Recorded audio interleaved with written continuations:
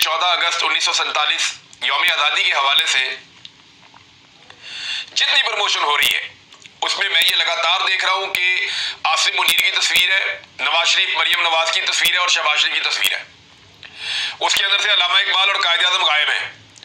अब मेरा सवाल यह है कि क्या मौजूदा एस्टेब्लिशमेंट ने और उनके ये जो टाउट्स हैं इन्होंने मिलकर ये फैसला कर दिया है कि कायद आज़म और अल्लामा इकबाल को बाहर रखना है इन सारे मामलों से?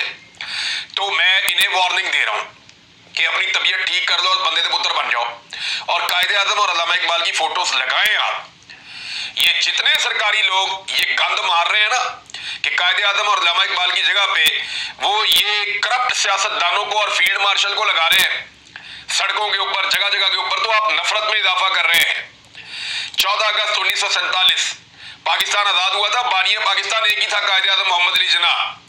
ये लोग तो तब पैदा भी नहीं हुए थे जिनके आप बैनर और पोस्टर लगाते चले जा रहे हैं।